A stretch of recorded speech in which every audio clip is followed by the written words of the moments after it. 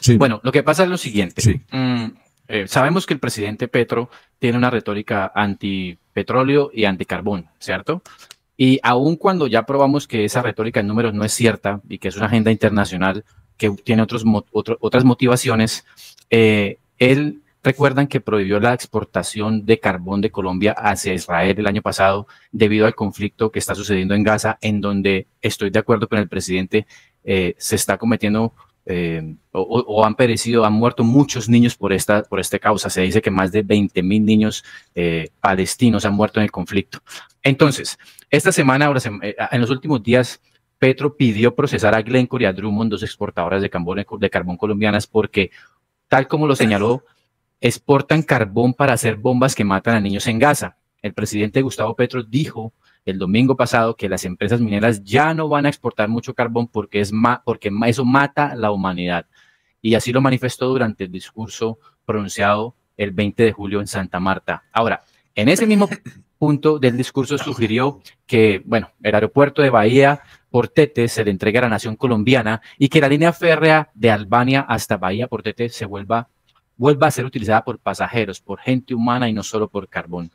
Dice que el muelle carbonero que hay en Bahía Portete empieza a ser un puerto donde exportemos frutos, mango, yuca y arroz y alimentos hacia todo el Caribe. Bueno, dicho esto, ¿qué es lo que sucede? Nosotros teníamos un récord de exportaciones a Israel, que ya le voy a decir las cifras y quiero que analicemos cuánto está perdiendo Colombia, cuánto está perdiendo la comunidad por haber frenado esas exportaciones, porque puede ser justificada o no, yo pienso que no lo es, ya les voy a explicar al final por qué. Ahora, el presidente de la Asociación Colombiana de Minería, Juan Camilo Nariño, defendió la operación de las dos mineras y apuntó que, abro comillas, el carbón colombiano se exporta para generar energía eléctrica, fuente vital para hogares, hospitales e infraestructuras, incluso dentro de Gaza, a donde llega parte de esa energía. Además, hizo notar que las ventas de carbón se están protegidas por el mismo decreto presidencial que invocó Petro para señalarlas de incumplirse en su orden. Dice el director Juan Camilo Nariño que el decreto del gobierno permite seguir exportando cuando existen contratos vigentes. ¿Sí? Y dice que las estigmatizaciones que ha hecho el presidente Petro sobre Cerrejón, que es la misma Glencore, Glencore y Drummond, son injustas porque ponen en riesgo la integridad de personas, comunidades que viven de la minería. ¿Qué pierde Colombia? Estos datos eran los que yo les quería compartir, que ustedes ven ahí. Colombia al dejar de exportar carbón, pues deja de recibir divisas, es decir, dólares por la exportación, deja de recibir impuestos y regalías, además de generar impuestos, menos puestos de trabajo. ¿Sí? Eso lo afirmó Carlos Cante, el presidente de Fenalcarbón.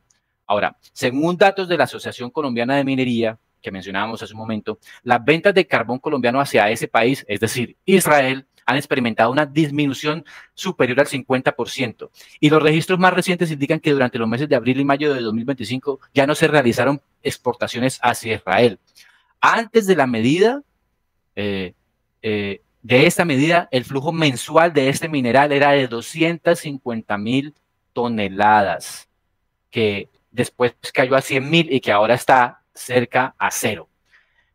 Dicen ellos que esta restricción al carbón colombiano cobra aún más relevancia si se tiene en cuenta que el impacto se concentra en los departamentos de La Guajira y del Cesar, donde el carbón representa el 57 y el 44% respectivamente de su economía.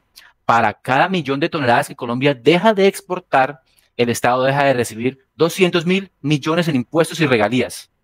Ojo con eso, si exportábamos 250.000 toneladas mensuales a Israel, que así que cada 4 meses 200.000 millones de pesos dejan de ingresar a estas empresas, pero netamente al gobierno, bueno, las empresas mucho más porque el precio de venta de carbón es más alto, solo al gobierno 200.000 millones en impuestos y regalías. Ahora, ¿qué dicen las mineras? Cerrejón, primero, afirmó que sus operaciones respetan la legislación colombiana, incluido el decreto emitido por el gobierno del presidente Gustavo Petro sobre las exportaciones de Israel. ¿Qué dice Drummond? Que el gobierno Petro pidió procesarla porque los culpó de ayudar al genocidio en Gaza.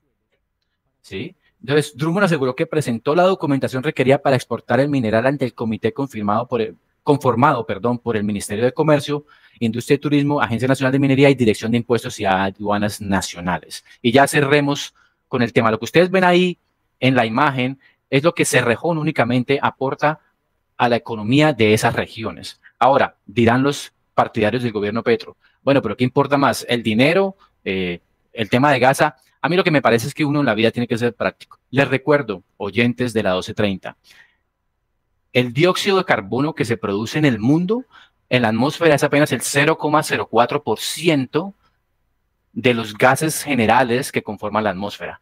Y de eso, los humanos apenas somos responsables por un 3, máximo un 4%. Estamos hablando del 3% del 0,04%. Primera cosa, estas medidas no tienen efecto alguno en el clima. Segunda cosa, segundo aspecto al que hay que tener en cuenta, desde que no se controlen, aun si fuese cierta esta retórica, países como China, que inauguran 2 plantas quemadoras de carbón cada semana, no tiene ningún sentido que Colombia tome estas medidas. Y tercero, cuando digo que hay que ser prácticos, director y compañeros y oyentes, es que el presidente debe encargarse de la pobreza y de las situaciones de su país primero. ¿Qué está pasando en norte de Santander, en el Catatumbo? ¿Qué está pasando con el agua y el hambre en La Guajira y el Cesar? ¿Ya? Entonces, estas medidas que pueden sonar loables y que el presidente tiene puntos válidos en lo que está pasando en Gaza y en condenarlo porque promueve la paz, al menos verbalmente, ¿no creen que es mejor que se concentre en Colombia? ¿Por qué tiene que prohibirle a empresas privadas que hagan unos negocios que tienen contratos ya firmados, que además les acarrean sanciones y que además el comprador va a conseguir el carbón en otro lado?